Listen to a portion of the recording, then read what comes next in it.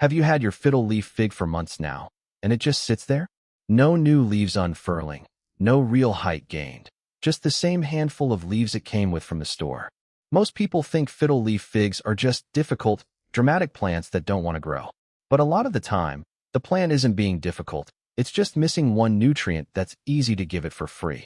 Today I'll show you how to use something you're probably throwing away every morning to help push your fiddle-leaf fig into putting out real new growth in about 3 weeks. If you want more tricks like this, hit subscribe.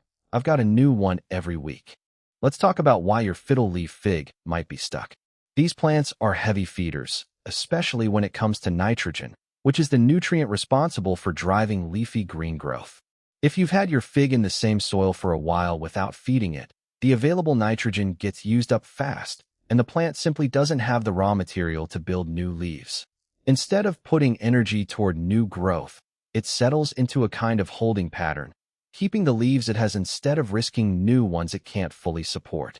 This is where used coffee grounds come in.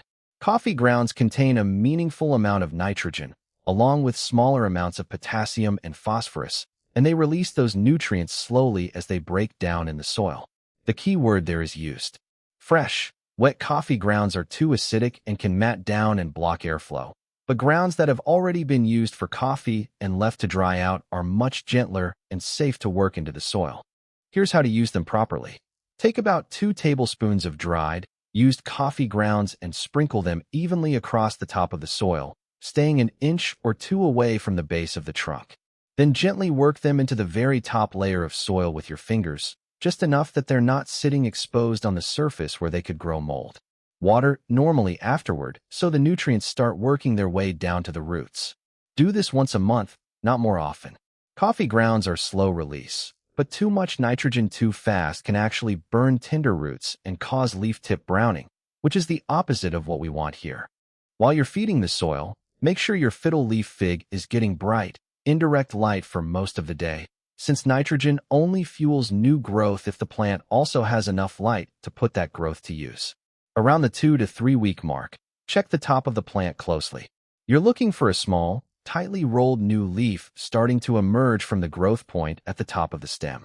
Once you see that, you'll know the feeding is working, and the leaves after that one typically come in noticeably larger. If your fiddle-leaf fig starts pushing out new leaves after trying this, come back and tell me in the comments, "My fig is finally growing," and I'll be reading through all of them. If this helped, hit subscribe, and I'll see you in the next video, where we're fixing a ZZ plant that hasn't grown a new stalk in what feels like forever.